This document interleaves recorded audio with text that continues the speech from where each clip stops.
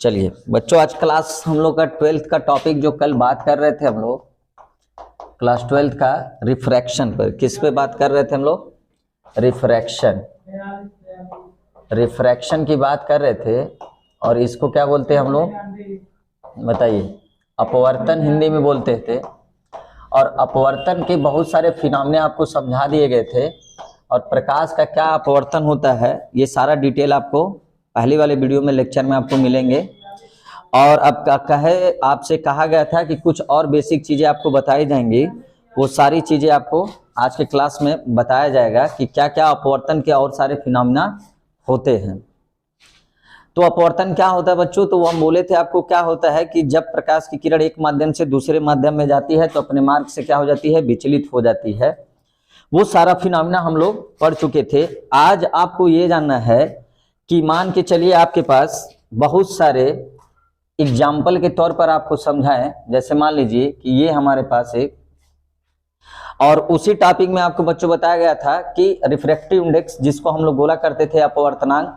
अपवर्तनांक क्या चीज था उसको आपको बताए थे कि V1 वेलोसिटी, V1 अपन क्या था, V2 वो भी कांस्टेंट आता था, जिसको हम लोग बोला करते थे अपवर्तनांक एक कांस्टेंट होता है बच्चों। आज उसी अपवर्तनांक से बारे में पूछ लूंगा। और उसमें आपको सघन माध्यम, विरल माध्यम की बातें बता दी गई थी।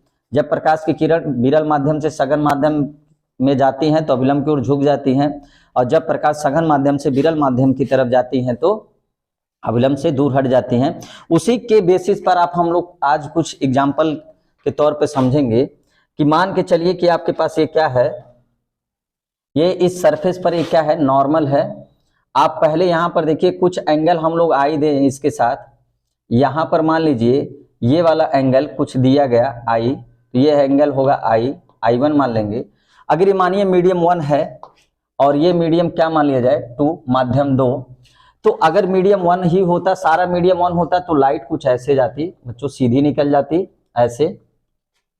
लेकिन अगर ये विरल से सघन में जा रही है, आपको पता नहीं है, तो एंगल देखकर आप बता सकते हैं कौन सा सघन होगा कौन सा विरल होगा।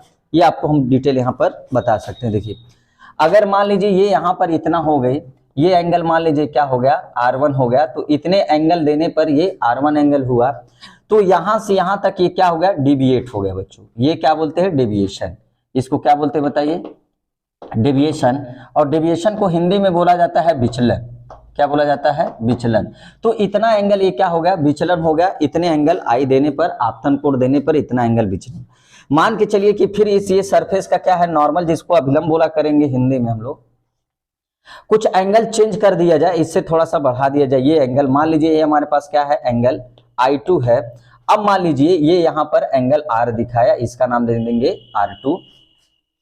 तो इसका अगर कोई सब मीडियम एक ही होता तो बच्चों ये लाइट कुछ इस प्रकार की सीधी जाती। अब ये एंगल ऑफ डेविएशन ये हो गया आपका। इसी प्रकार मान लीजिए कि हमारे पास ये इस पृष्ठ है और यहां पर अब एंगल हमने दिया क्या, I3 मान लीजिए इसको। तो ये एंगल रहा आपका R3। तो ओरिजिनल पाथ ये होता बच्चों, तो एंगल ऑफ डेविएशन ये होता। जितना लाइट बेंड हो जाती बच्चों उसी को बोलते हैं डेविएशन, एंगल ऑफ डेविएशन या डेविएशन बोला जाता है। अब देखा क्या गया बच्चों इसमें कि हमारे पास इनका रेशियो, कौन सा रेशियो, साइन का रेशियो। और कोई डायरेक्ट मेथड नहीं है बच्चों, यही एक डायरेक्ट मेथड है और कोई दुनिया का मेथड नहीं है जो निकाला जा सके इसको।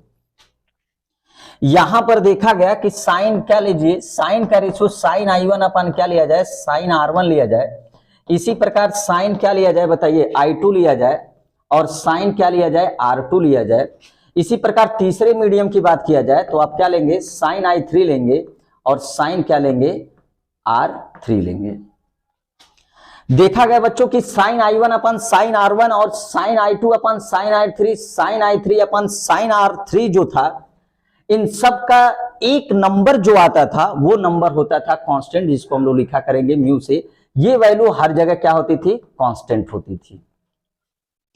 अब ये सारा वैल्यू देखिए, साइन I1 अपन साइन R1, साइन I2 अपन साइन R2, साइन I3 अपन क्या, साइन R3 का जो वैल्यू आता था, रेशियो आता था बच्चों, ये देखा गया कांस्टेंट वैल्यू होता था।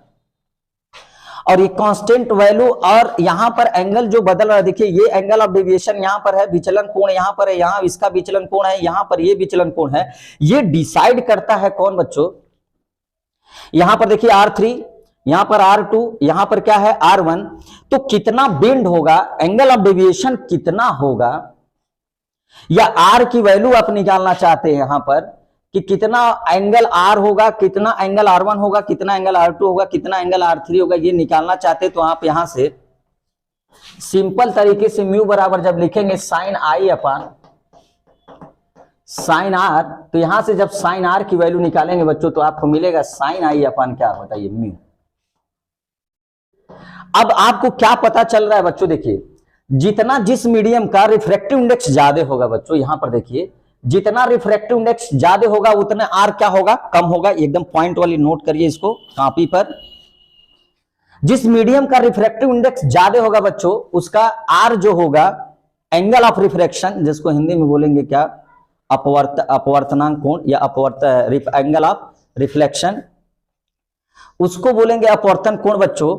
तो जिस मीडियम का रिफ्रैक्टिव इंडेक्स ज्यादा होगा उसका आप क्या समझ रहे हैं, अगर ये ज्यादा हुआ रिफ्रैक्टिव इंडेक्स तो आर क्या होगा बच्चों, कम होगा। तो रिफ्रैक्टिव इंडेक्स डिसाइड करता है बच्चों कि लाइट कितना बेंड होगी, लाइट कितना मुड़ेगी। तो आपको क्या है, तो रिफ्रैक्टिव इंडेक्स नाम की फिनोमिना क्या है बच्चों, दूसरे शब्दों में कहें power of deviation of light होता है। क्या है, power of deviation of light, आप इसको लिख सकते हैं। रिफ्रैक्टिव इंडेक्स क्या होता है, छोटे शब्दों में आप लिखना चाहें रिफ्रैक्टिव इंडेक्स क्या होता है बच्चों, power of deviation of light होता है। क्या होता है बच्चों, डेविएशन ऑफ लाइट, प्रकाश की मोड़ने की क्षमता होती है बच्चों रिफ्रैक्टिव इंडेक्स। इसको कॉपी करिए, फिर आगे हम लोग चर्चा करते हैं इस पर।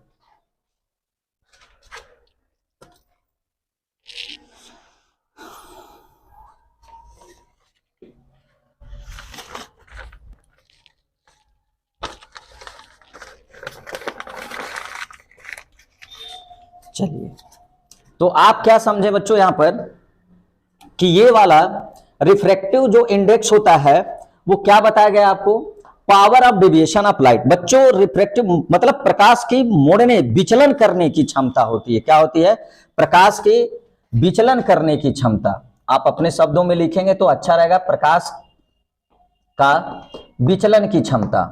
क्या होती है बच्चों, विचलन की क्षमता होती है। तो आपको क्या लग रहा है बच्चों कि जितना ज्यादा रिफ्रैक्टिव इंडेक्स होगा उतना आर कम होगा।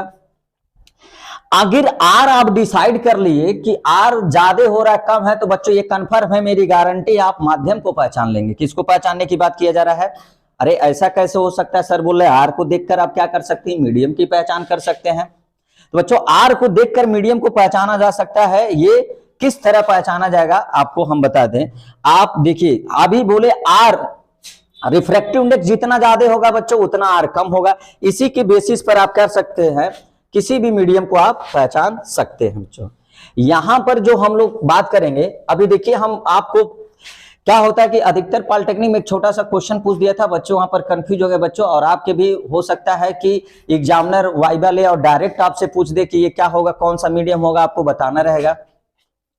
अब मान के चलिए बच्चों यहां पर एक सरफेस, ये इसका क्या है, एक सरफेस है, ये इसका नॉर्मल है बच्चों। और यहां पर हम एंगल ऑफ इंसिडेंट देंगे, आपतन कोण कुछ दिया जाएगा। क्या दिया जाएगा, आपतन कोण दिया जाएगा आई। इस आई की वैल्यू कुछ मान लीजिए 30 डिग्री 30 डिग्री मान लिया जाए। अगर ये मान लीजिए यहां पर ये क्या होगा, इसको सीधा जाना चाहिए था जब दोनों मीडियम क्या होते बच्चों, सेम होते। इस बात को हमेशा याद रखिए, दोनों मीडियम जब सेम रहेगा तो लाइट सीधी जाती है बच्चों, उसमें कोई डेविएशन नहीं होता क्योंकि स्पीड में कोई चेंज नहीं होता है। अब मान लीजिए ये एंगल आपको कितना दे दिया, 15 डिग्री। क्या दे दिया बच्चों, 15 डिग्री। दूसरा मीडियम क्या हो, दूसरा एग्जांपल के तौर पे समझा जाए आपको, ये मान लीजिए वही एंगल क्या है बच्चों, यही एंगल 30 डिग्री रखा जाए और ये सोचिए यहां बेंड हो गया और ओरिजिनल पाथ इसका ये है बच्चों। अब ये एंगल आपको दे दे कितना बच्चों, मान के चलिए आपको दे दे ये कितना 20 या अच्छा मान के चलिए 20 डिग्री दे दे बच्चों। कितना दे दे, 20 डिग्री। आप यहां क्या देख रहे हैं बच्चों कि ये ओरिजिनल पाथ से कितना बेंड कर दिया बच्चों, कितना डेविएशन किया। अब सोचिए अगर ये 30 है तो ये टोटल एंगल कितना होगा, 30 होगा। 30 में से कितना मोड़ दिया, 15 मोड़ा बच्चों। यहां पर कितना 30 गई, लेकिन इसने यहां पर कितना मोड़ा बच्चों, 10 डिग्री। कितना मोड़ रहा है बताइए, 10 डिग्री। कितना मोड़ा है, 10 डिग्री। और इसने कितना मोड़ा है 15 डिग्री बच्चों। कितना मोड़ा है ये वाला जो एग्जांपल आप कर रहे हैं इसमें 15 डिग्री मोड़ा है। यहां पर देखिए 20 है तो 10 डिग्री ये मोड़ दिया इसको। कितना मोड़ा है 10 डिग्री। तो इन दोनों एग्जांपल में से आप सोच कर बताइए किसका रिफ्रैक्टिव इंडेक्स ज्यादा होगा बच्चों। कमेंट बॉक्स में जरूर बताइएगा कितना होगा। बताइए ये मोड़ा 10 डिग्री ये मोड़ा 15 डिग्री, तो बताइए किसका रिफ्रैक्टिव इंडेक्स ज्यादा होगा बच्चों। तो आप क्या कहेंगे सर इस मीडियम ये वाला जो एग्जांपल पहला है इसका रिफ्रैक्टिव इंडेक्स क्या होगा बच्चों ज्यादा होगा, क्योंकि इसने क्या किया है ज्यादा मोड़ा है। कितना मोड़ा है बच्चों। और जिसका देखिए जो ज्यादा मोड़ेगा बच्चों उसका, सॉरी यहां पर रिफ्रैक्टिव इंडेक्स देखिए कुछ गड़बड़ हो रहा है। यहां पर इसका एंगल कितना है बच्चों 20 डिग्री। ये कितना मोड़ा है 10 डिग्री। यहां पर ये कितना मोड़ा है 15 डिग्री। तो बताइए आर किसका ज्यादा है बच्चों। आर इसका ज्यादा है, क्योंकि आर ये देखिए एंगल आर क्या होता है ये नॉर्मल के साथ जितना एंगल बनाएंगे। यहां पर आपका पास कितना डिग्री लिया गया था 15 डिग्री और यहां पर क्या है 20 डिग्री। तो सबसे ज्यादा लाइट कौन मोड़ा है बच्चों। सबसे ज्यादा लाइट पहला वाला मीडियम मोड़ा है। कितना डिग्री मोड़ा है बच्चों 15 डिग्री मोड़ा है। कितना डिग्री मोड़ा है 15 डिग्री। और ये कितना मोड़ा है 10 डिग्री। सबसे ज्यादा कौन मोड़ रहा है पहला वाला। तो पहले मीडियम में बच्चों बोलेंगे लाइट ज्यादा डिविएशन हुआ है, और दूसरे मीडियम में बोलेंगे दूसरा एग्जांपल बोलेंगे लाइट कम मुड़ी है बच्चों। लाइट का मुड़ना बच्चों, लाइट का मुड़ने का रीजन जाता है किसके रिफ्रैक्टिव इंडेक्स के पास जाता है। किसके पास जाता है रिफ्रैक्टिव इंडेक्स का ही काम होता है बच्चों लाइट को क्या कर देना मोड़ना बच्चों। रिफ्रैक्टिव इंडेक्स का काम क्या होता है लाइट का मोड़ना। जितना ज्यादा रिफ्रैक्टिव इंडेक्स होगा बच्चों, जितना ज्यादा रिफ्रैक्टिव इंडेक्स होगा उतने ज्यादा लाइट क्या होगी बेंड हो जाएगी, उतने ज्यादा लाइट क्या होगी मुड़ेगी। अब देखिए यहां पर लाइट क्या हुई है 15 डिग्री मुड़ी है बच्चों। हम बोल रहे हैं जितना ज्यादा रिफ्रैक्टिव इंडेक्स जितना ज्यादा अपवर्तनांक होगा उतना ज्यादा लाइट मुड़ेगी। ये कितना मुड़ा है बच्चों 15 डिग्री। ये कितना मुड़ा है 10 डिग्री। अब जितना ज्यादा रिफ्रैक्टिव इंडेक्स होगा उतना ज्यादा मुड़ेगी। तो अब बताइए यहां से डिसाइड करके बच्चों कौन रिफ्रैक्टिव इंडेक्स ज्यादा होगा। तो ज्यादा कैसे पहचानेंगे जो जितना ज्यादा मुड़ जाए उसका रिफ्रैक्टिव इंडेक्स उतना ज्यादा होगा, जो कम मुड़ेगा उसका रिफ्रैक्टिव इंडेक्स उतना ही कम होगा। बताइए इसका रिफ्रैक्टिव इंडेक्स क्या होगा ज्यादा, क्योंकि लाइट को क्या किया ये ज्यादा मोड़ा है। इसका रिफ्रैक्टिव इंडेक्स क्या होगा बच्चों कम होगा, क्योंकि लाइट को कम मोड़ा है। तो आप यहां से डिसाइड कर सकते हैं किसका रिफ्रैक्टिव इंडेक्स ज्यादा होगा किसका रिफ्रैक्टिव इंडेक्स कम होगा बच्चों। तो जो जितना ज्यादा लाइट मोड़ेगा उसका रिफ्रैक्टिव इंडेक्स उतना अधिक होगा, जो जितना कम मोड़ेगा उसका रिफ्रैक्टिव इंडेक्स उतना ही कम होगा बच्चों। अब यहां पर देखिए क्या हो बच्चों, यही एग्जांपल हो, ये गया था 30 पर कितना मिला 15 पर। अब यहां पर दूसरा एग्जांपल क्या ले बच्चों, ये मान के चलिए 30 डिग्री है बच्चों, ये कितना है 30 डिग्री और ये ऐसे चली गई। ये वाला एंगल हमको मिला कितना बच्चों 45 डिग्री। कितना मिला 45 डिग्री। अब सोच के आपको अब यहां आप पहली पिछली क्लास में अभी पिछली वाले अभी जस्ट आपको ये बताएगा बच्चों जितना ज्यादा रिफ्रैक्टिव इंडेक्स होगा लाइट उतना को क्या करेगा बेंड करेगा, जितना कम रिफ्रैक्टिव इंडेक्स होगा बच्चों उतना ही कम लाइट को मोड़ेगा। ये था रिफ्रैक्टिव इंडेक्स। इसी को बोलते हैं बाबू रिफ्रैक्टिव इंडेक्स क्या होता है deviation power of deviation of light. प्रकाश की क्षमता मोड़ने की क्या होती है उसकी पावर होती है। जितना ज्यादा रिफ्रैक्टिव इंडेक्स उतना ज्यादा लाइट को मोड़ेगा, जितना कम रिफ्रैक्टिव इंडेक्स उतना ही कम मोड़ेगा। अब मीडियम को पहचाना बच्चों, देखिए यहां पर 30 गई और कितना हो गई 15 यहां पर मिला। तो बच्चों 15 एंगल कम हो, क्या हो बच्चों एंगल, देखिए दूसरे मीडियम में क्या हो एंगल कम हो, पहले मीडियम में क्या हो ज्यादा हो। तो यहां से प्रकाश की किरण जब आप भेजे 30 पर यहां क्या मिला 15, तो सोचिए इसका रिफ्रैक्टिव इंडेक्स ज्यादा होगा कि नहीं होगा। तो बच्चों एंगल जब कम हो जाए जिस मीडियम में क्या हो, देखिए यहां 30 है यहां 15 डिग्री है, 30 से कितना हुआ 15। तो बच्चों ये विरल माध्यम होगा, क्या होगा विरल माध्यम होगा, और ये क्या होगा सघन माध्यम होगा कि नहीं होगा, पक्का क्या होगा, क्योंकि लाइट को बेंड कर दिया। बेंड सघन में होती है बच्चों डेंसर मीडियम में, डेंसर मीडियम में यहां रेयर से गई होगी तभी तो एंगल कम होगा। अगर बच्चों ज्यादा से लार्जर एंगल से अधिक कोण से कम कोण हो जाए तो बच्चों लाइट कहां से कहां जाती है विरल से सघन में जाती है। कहां से कहां जाती है विरल से सघन में जाती है बच्चों। अब यहां देखिए 30 से क्या किया बच्चों, 30 से वो कितना गया 30 पर भेजा और कितना हो गया 45 हो गया बच्चों। तो एंगल कब बढ़ता है बच्चों इसको आपको नोट करना है, जब सघन से कहां जाती हो विरल में तो एंगल का मान क्या हो जाता है बच्चों बढ़ जाता है। तो ये रहा होगा आपका क्या सघन रहा होगा, और ये क्या रहा होगा बच्चों, विरल होगा। क्या होगा, विरल होगा बच्चों। तो आपके लिए नोट दे दिया जाए, जब विरल से कहां जाती है बच्चों, विरल से किस में जाती हो, सघन में जाती हो, तो कोण का मान क्या हो जाता है बच्चों, जब विरल से कहां जाती हो, सघन में, तो कोण का मान क्या हो जाता है बच्चों, कम हो जाता है, कम हो जाता है। ये पॉइंट आप नोट करेंगे। अगर बच्चों 30 से दूसरे मीडियम में आपको दिखा दिया 25, तो पहला वाला मीडियम, हाँ बिल्कुल, कौन सा होगा, विरल माध्यम से सघन माध्यम में। दूसरा क्या होगा बच्चों, यदि सघन से कहां जाती हो, बताइए कहां जाती हो, सघन से कहां जाती हो, विरल में जाती हो, विरल में जाती हो, तो क्या होगा, जाती हो तो कोण का मान क्या हो जाता है, कोण का मान बढ़ जाता है बच्चों। क्या हो जाता है, बढ़ जाता है। एग्जाम्पल के तौर पर अगर 30 पे गई, आपको दूसरे मीडियम में 45 पे मिला बच्चों, तो समझ जाइएगा कि लाइट कहां से कहां गई होगी, सघन से विरल गई होगी बच्चों। तो ये आप दोनों नोट्स, स्पेशल नोट, आप इसको क्या कर सकते हैं, लिख सकते हैं बच्चों। लिखिए, फिर हम लोग आगे चर्चा करते हैं इस पे। तो आपको समझ में आया, विरल से सघन में जाएगी तो कोण का मान क्या हो जाता है, कम हो जाता है बच्चों। सघन से विरल जाती है तो कोण का मान बढ़ जाता है। एग्जाम्पल के तौर पे आपको बता दिया गया है। 30 से अगर 45 हो रहा है बच्चों, तो लाइट सघन से विरल जा रही होगी, ठीक है। अगर 30 से क्या हो गया, 20 हो गया होगा बच्चों, तो लाइट विरल से सघन में जा रही होगी। चलिए, एक छोटा सा फिनोमिना क्या बच्चों, रिवर्सिबिलिटी ऑफ लाइट। आप उसको, रिवर्सिबिलिटी ऑफ लाइट को आप क्या कर सकते हैं, उतना इंपॉर्टेंट तो है नहीं बच्चों, लेकिन कह सकते हैं कोई भी टॉपिक हो अपने आप में क्या होता है इंपॉर्टेंट। रिवर्सिबिलिटी मतलब व्युत्क्रमणीयता होता है बच्चों, उसको हिंदी में बोलते हैं व्युत्क्रमणीयता, और इंग्लिश बोलते हैं रिवर्सिबिलिटी ऑफ लाइट।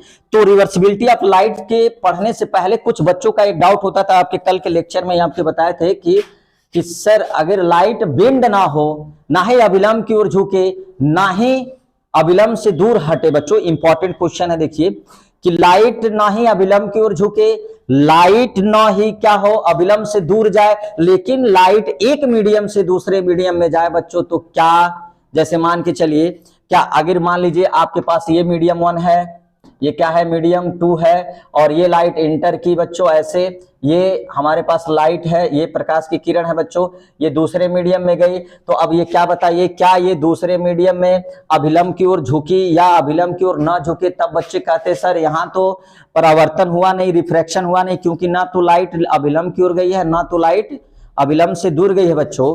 तो इस चीज को डाउट आपको कल बताएगा, तो इस चीज को डाउट को हम क्लियर करें बच्चों। देखिए मान के चलिए ये सरफेस है बच्चों, ये क्या हमारे पास सरफेस है, और ये लाइट जा रही बच्चों, और ये सरफेस का ये क्या है, नॉर्मल अभिलंब है बच्चों, ये क्या है हमारे पास, अभिलंब है। तो अगर ये लाइट नॉर्मल के साथ एंगल डिसाइड किया जाता है बच्चों, किसके साथ, नॉर्मल के साथ। ये देखिए नॉर्मल है, ये लाइट रे जा रही है, तो एक बीच का एंगल कितना होगा, तो आई एंगल क्या बन रहा है बच्चों, 0 बन रहा है। आई एंगल क्या बन रहा है, देखिए सरफेस के साथ 90 नहीं, सरफेस के साथ लाइट रे क्या है 90, लेकिन नॉर्मल के साथ कितना है 0 डिग्री, तो आई बराबर क्या हो 0। स्नेल का जब नियम लगाएंगे बच्चों, म्यू बराबर जब रखेंगे साइन आई अपान क्या रखेंगे बच्चों, साइन आर, तो बच्चों यहाँ म्यू बराबर मिलेगा आपको साइन 0 हो जाएगा, और यहाँ क्या हो जाएगा बच्चों, साइन आर हो जाएगा। क्रॉस मल्टीप्लिकेशन करेंगे तो साइन आर बराबर क्या हो जाएगा, साइन 0 की वैल्यू आप 0 जानते हैं, यहाँ पर क्या हो जाएगा, म्यू हो जाएगा बच्चों। तो जब किसी 0 में संख्या भाग देंगे तो बच्चों क्या हो जाएगा, साइन आर इक्वल टू 0 हो जाएगा बच्चों।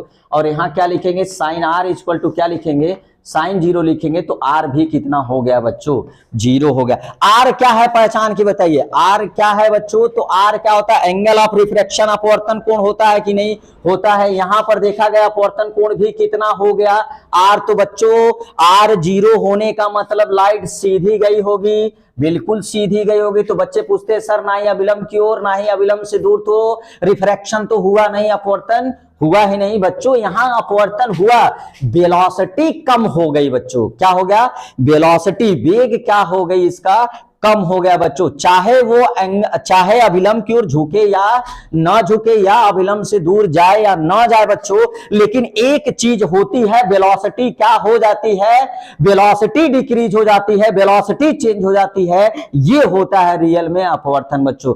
तो रिफ्रैक्शन का बेसिक क्या होता है बच्चों, चेंज इन क्या होता है बच्चों, वेलोसिटी। तो बेसिक कॉज क्या होता है बच्चों, बेसिक क्या होता है आप याद रखेंगे, नोट में लिख लेंगे। अपवर्तन का क्या लिखेंगे बच्चों? अपवर्तन का बेसिक कारण क्या होता है बच्चों?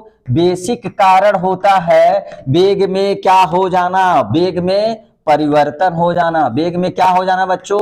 परिवर्तन। या तो अभिलंब से दूर हटे या न हटे, या तो अभिलंब से दूर हटे या ना हटे, या तो अभिलंब की ओर झुके या ना झुके, बशर्ते बबुआ एक बात हो जाता है, वेलोसिटी में क्या हो जाती है? चेंज हो जाता है। क्या हो जाती है? वेलोसिटी में चेंज। तो अपवर्तन का बेसिक कारण क्या होता है बच्चों? बेसिक कारण वेग में परिवर्तन होता है, ये याद रखना। वेलोसिटी जहां चेंज हुई बच्चों, वेलोसिटी जहां पर चेंज हुई वहां पर क्या होगा?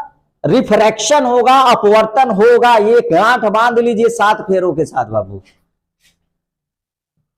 ठीक है, चलिए अब आगे हम लोग पढ़ते हैं। अब थोड़ा सा रिवर्सिबिलिटी आपको लाइट समझा देते हैं बच्चों उसको। चलिए, रिवर्सिबिलिटी उत्क्रमणीयता होता है बच्चों। रिवर्सिबिलिटी प्रकाश की उत्क्रमणीयता क्या होता है उसको थोड़ा सा देख लेते हैं हम लोग। जैसे मान लीजिए बच्चों, यहां पर एक क्या है? पृष्ठ है हमारे पास। क्या है बच्चों? पृष्ठ है। यहां से प्रकाश की किरण भेज दीजिए। क्या भेज दीजिए? प्रकाश की किरण। ये सोचिए क्या हो गया? नॉर्मल हो गया। क्या हो गया बच्चों? नॉर्मल हो गया। मान लीजिए लाइट ऐसे चली गई, यहां से अपवर्तन हुआ, लाइट इधर मुड़ गई। दूसरा सरफेस है बच्चों, अच्छा यहीं पर रुक जाते हैं हम लोग। सोचिए लाइट ऐसे गई, ठीक है, हमने एक यहां पर टॉर्च जलाया। क्या जलाया बच्चों? टॉर्च जलाया। लाइट का पाथ ये था, मीडियम चेंज हो गया। ये मीडियम 1 था बच्चों, ये क्या था? मीडियम 2 था। मीडियम 1 से लाइट ऐसे गई, इस रास्ते से गई बच्चों।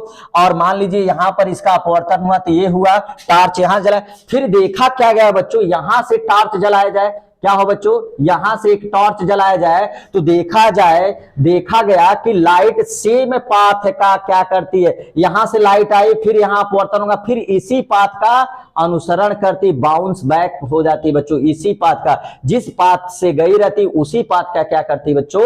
अनुसरण करती है, ऐसे जाती है। अगर यहां टॉर्च जलाएंगे तो लाइट इधर उधर ना जाकर सेम पाथ को फॉलो करती है, सेम रास्ते पर अनुसरण करती है बच्चों। ये होता है उत्क्रमणीयता ऑफ लाइट, प्रकाश की उत्क्रमणीयता। अगर मान लीजिए एक मीडियम यहां हुआ, ठीक है, ये इसका क्या बच्चों? नॉर्मल है। मान के चलिए ये लाइट इधर चली गई, तो यहां से लाइट देखिए, अब यहां से टॉर्च जला होगा तो लाइट ऐसे गई, फिर अपवर्तन हुआ तो लाइट यहां ऐसे चली आई। फिर यहां से जब बच्चों टॉर्च जलाया जाता है तो देखा गया लाइट इधर उधर ना जाकर बच्चों सेम पाथ पर क्या करती है? अनुसरण करती है बच्चों। तो इसको बोलते हैं प्रकाश की उत्क्रमणीयता। प्रकाश की उत्क्रमणीयता मतलब प्रकाश जिस पाथ से जाएगी, अगर उधर से भी लाइट जलाया जाए सेम पाथ, तो सेम पाथ का अनुसरण करती है बच्चों। इसको बोलते हैं प्रकाश की उत्क्रमणीयता, रिवर्सिबिलिटी ऑफ लाइट इंग्लिश में बोला जाता है इसको। चलिए अब कुछ और, अब रिवर्सिबिलिटी के अनुसार कुछ और हम लोग बेसिक बातें करेंगे बच्चों। वो बेसिक बातें क्या है कि अब वो जो बेसिक बातें होंगे बाबूआ, बाबू, हमारे बच्चे, प्यारे बच्चे, आप लोग बहुत अच्छे हैं, मेरा यहाँ तक साथ निभा रहे हैं, बहुत अच्छी बात है। आपको कोई भी डाउट हो तो प्लीज हमसे जरूर शेयर करिए और कमेंट बॉक्स में जरूर बताइए सर ये टॉपिक फंस रहा, आप उस टॉपिक पर आपको वीडियो जरूर बनाया जाएगा बच्चों। अब मान के चलिए बच्चों, हम लोग क्या लेते हैं रिलेशन रिफ्रैक्शन में, तो रिलेशन रिफ्रैक्शन रिलेशन ले लेते हैं हम लोग। क्या ले लेते हैं बच्चों? Refraction relation. रिफ्रैक्शन रिलेशन की बात करें तो ये क्या होगा? अपवर्तन में संबंध एक देखिए क्या होता है, छोटा अपवर्तन में क्या लिखा जाए? संबंध। तो ये अपवर्तन में जो संबंध होता है उसको चलिए डिटेल में हम लोग जान लेते हैं। दो मीडियम के लिए फॉर क्या लिखिए? Two medium, for two medium. दो मीडियम के लिए किसके लिए बात किया जाए बच्चों? दो मीडियम, दो माध्यम। क्या हो बच्चों? दो माध्यम। इसके बाद थ्री माध्यम की बात कर लेंगे। कितने माध्यम की बात किया जाए? दो माध्यम की बात किया जाए बच्चों। मान के चलिए कि आपके पास एक मीडियम है, यहाँ पर ये वाली कोई भी ले लीजिए, कांच लीजिए, ग्लास लीजिए, वाटर लीजिए, डायमंड लीजिए, ऑयल लीजिए, केरोसिन लीजिए, जो आपकी इच्छा हो वो ले लीजिए, ठीक है। हाँ, यहां पर देखिए क्या होता है बच्चों, मान लीजिए ये मीडियम 1 है और ये मीडियम क्या है आपके पास? 2 है बच्चों। ये मीडियम क्या है? 2 है। ये मीडियम आपका क्या होगा? 1 ही होगा, क्योंकि एयर है, एयर है, ये मीडियम 1 ही होगा। चलिए अब यहां पर बात किया जाए बच्चों, देखिए यहां पर एक लाइट आएगी ऐसे, तो इस सरफेस के लिए ये इंटरफेस है बच्चों। देखिए इंटरफेस ये है जो दो मीडियम को अलग करता हो, डिवाइड करता हो, इंटरफेस हो। तो इस सरफेस के लिए बच्चों ये आपतित किरण बनेगी, इस सरफेस के लिए क्या बनेगी, आपतित किरण। इस सरफेस के लिए क्या है बच्चों, अभिलंब है। तो इस सरफेस के लिए क्या है बच्चों बताइए, अभिलंब हो गया। इस सरफेस के लिए ये क्या हो गया, आपतित किरण हो गई। क्या हो गई बच्चों, आपतित किरण हो गई। अच्छा, इस सरफेस के लिए देखिए, इस सरफेस के लिए ये नॉर्मल है बच्चों, ये क्या है, नॉर्मल है। इस सरफेस के लिए ये क्या है आपके पास, आपतित किरण है। तो मान लीजिए कुछ एंगल बना, उस एंगल का नाम हमने दिया क्या, I1। क्या नाम दिया बच्चों, I1। अब सोचिए बच्चों, ये सघन है और ये विरल है, तो सघन से विरल जाती है। अगर सोचिए ये भी क्या होता, मीडियम 1, ये भी मीडियम 2, ये भी विरल, ये भी विरल होता, तो लाइट कुछ ऐसे सीधी चली जाती, क्योंकि मीडियम नहीं बदलता, तब ऐसा होता, प्रकाश सीधी चली जाती बच्चों। लेकिन हम जानते हैं ये विरल है और ये क्या है, सघन है। तो विरल से सघन में आती है तो अभिलंब की ओर क्या हो जाती है बच्चों, झुक जाती है। क्या हो जाती है, तो ये लाइट अभिलंब की ओर ये झुक गई बच्चों, ये हो गया। तो अब इसकी हमको जरूरत नहीं है बच्चों। तो इस एंगल का नाम देंगे बच्चों हम लोग R1। क्या नाम देंगे बच्चों, R1। अब देखिए क्या हुआ बच्चों, ये जो दूसरा सरफेस है, जो इंटरफेस है इस मीडियम में, इस दूसरे सरफेस के लिए बच्चों ये क्या बनती है, आपतित किरण। इस सरफेस के लिए क्या है बच्चों, अपवर्तित किरण। क्या है बच्चों, इस सरफेस के लिए क्या है, अपवर्तित किरण। इस सरफेस के लिए क्या है, आपतित किरण। तो बच्चों यहां पर इस सरफेस के लिए हमें नॉर्मल चाहिए, क्योंकि सरफेस चेंज हो गया, तो यहां पर हमको क्या चाहिए, नॉर्मल। तो ये वाला जो नॉर्मल है बच्चों N, देखिए इस पृष्ठ के लिए अभिलंब है, इस पृष्ठ के लिए आपतित किरण है, इस पृष्ठ के लिए आपतित किरण है, इस पृष्ठ के लिए ये अभिलंब है। इसमें कोई कंफ्यूजन नहीं आपको होना चाहिए। अच्छा देखिए, ये इक्वली और अपोजिट एंगल हो जाएंगे। ये R1 है बच्चों, ये भी R1 होगा, क्योंकि मीडियम बदलेगा तभी एंगल बदलेगा, नहीं तो कुछ नहीं बदलेगा। वेलोसिटी नहीं बदल सकती, एंगल भी नहीं बदलता है बच्चों। अब देखिए क्या हुआ बच्चों, अगर ये सघन ये भी सघन होता तो लाइट सीधी चली जाती, मीडियम चेंज नहीं होता तो लाइट कैसे जाती, सीधी जाती। लेकिन बच्चों सघन से कहां जा रही है, विरल में जा रही है, तो सघन से विरल में जाती। तो आज तो सरकली के क्लास में आपको बताएं कि अभिलंब से क्या हो जाएगी, दूर हट जाएगी बच्चों। तो ये रहा इसका नॉर्मल, ये रहा, तो इसको इधर नहीं मोड़ना बच्चों, इसको ये यूं मोड़ना है। तो इसका भी काम क्या हो गया, खत्म बच्चों। यहां एंगल कौन बताएगा, कमेंट बॉक्स में जरूर बताइए। हाँ वेरी गुड, बहुत अच्छा। यहां क्या एंगल होगा, देखिए बाहर मीडियम कितना बना, I1, तो बाहर भी कितना बचेगा बनो बाबुआ, ये बनेगा, क्या बनेगा, I बनेगा। ठीक, क्योंकि बाहर मीडियम में कितना बना चुके, I1, तो बाहर ये तो क्या बनेगा, I1। अब यहां पर इनमें रिलेशन क्या होता है बच्चों, यहां पर स्नेल का नियम जब लगाएंगे, म्यू साइन आई अपन क्या होता है बच्चों, साइन आर होता है। बच्चे रिफ्रैक्टिव इंडेक्स लिख नहीं पाते, देखिए बच्चों कैसे लिखेंगे। पहले देखिए, मोड़ने का काम दूसरा मीडियम कर रहा, पहली वाली स्लाइड में आ रही, इसमें इसका ये मीडियम क्या है आपका 2 है, तो मोड़ने का काम कौन कर रहा है, 2, तो उसको पहले लिखा जाता है बच्चों। जहां से लाइट मुड़ेगी, जिसमें मुड़ेगी, तो किस मीडियम में ये लाइट मुड़ी, दूसरे में, तो μ/1। क्या लिखेंगे बच्चों, μ/1। और यहाँ क्या लिखेंगे बताइए, साइन आई की जगह क्या बच्चों, I1, तो यहाँ क्या लिखेंगे, साइन I1। और साइन आर की जगह क्या बच्चों, R1, तो यहाँ R1 लिखेंगे। अब देखिए लाइट दूसरे से कहां गई बच्चों, पहले वाले में गई है, दूसरे से कहां, पहले वाले में। तो मोड़ने का काम कौन कर रहा है, देखिए दूसरे से कहां जा रही है, पहले वाले में। पहले वाले में लाइट इधर आई है, तो मोड़ने का काम, दूर हटाने का काम कौन कर रहा है, 1 मीडियम कर रहा है। तो बच्चों लिखेंगे क्या, μ/2। क्या लिखेंगे बच्चों, जो मोड़ेगा उसको पहले, जहां से लाइट आ रही है उसको बाद में। तो यहां पर क्या हो जाएगा आपको बच्चों, अब देखिए आई की जगह ये आपतन कोण होगा बच्चों इस मीडियम के लिए, तो क्या हो जाएगा R1। अपवर्तन कोण क्या हो जाएगा बच्चों, साइन I1। चलिए इसको समीकरण नंबर 1 मान लीजिए बच्चों, इसको समीकरण नंबर 2। समीकरण 1 और 2 को गुणा करा जाए तो μ/1 इंटू क्या हो जाएगा बच्चों, μ/1, और यहां हो जाएगा साइन I1 अपान क्या हो जाएगा आपके पास, साइन R1 हो जाएगा बच्चों। यहां पर क्या हो जाएगा, साइन R1 अपान क्या हो जाएगा, साइन I1 हो जाएगा बच्चों। देखिए साइन I1 से क्या कर दीजिए, खलास करिए, हलाल कर दीजिए। यहाँ साइन R1 से क्या हो जाएगा, कैंसिल आउट हो जाएंगे बच्चों। तो यहाँ पर बचेगा क्या, यहाँ क्या हो जाएगा, μ/1, यहाँ हो जाएगा μ/2 बराबर, इधर क्या बचेगा 1 बच्चों। अगर μ/2 है बच्चों तो इसको क्या लिख सकते हो, 1/μ/1 बच्चों। ये रिलेशन होता है बच्चों, ये आपका रिलेशन इंपॉर्टेंट है बच्चों। अगर μ/2 को बच्चों, इसका मतलब समझिए, μ/2 को क्या लिखना है, 2/1, तो 1 अपान कर दीजिए। जैसे μ/2 को क्या लिखना है, μ/1 लिखना है, तो बटे में लगा दीजिए। जैसे मान लीजिए आपसे पूछेगा कि वायु के, ऐसे क्वेश्चन बना सकता है, वायु के सापेक्ष कांच का अपवर्तनांक, किसके सापेक्ष, वायु के सापेक्ष कांच का अपवर्तनांक कितना है, 3/4 है, तो कांच के सापेक्ष वायु का अपवर्तनांक बताइए, उसी को पलट दीजिए। 4 बटे कितना हो जाएगा 3 आंसर। अगर वायु के सापेक्ष कांच का अपवर्तनांक कितना बच्चों 4 बटे 3, तो पूछेगा कांच के सापेक्ष वायु का अपवर्तनांक बताइए 3 बटे कितना हो जाएगा बच्चों 4, दैट्स योर आंसर, खत्म। बताइए यही रिलेशन है इसका, ठीक है। तो आई होप आपको यहां तक समझ में आएगा बच्चों। अब 3 मीडियम के लिए हम लोग नेक्स्ट क्लास में इस पे चर्चा करेंगे। आई होप कि आप इसको अच्छे से पढ़ते रहिए। बहुत बहुत धन्यवाद, बेस्ट ऑफ लक।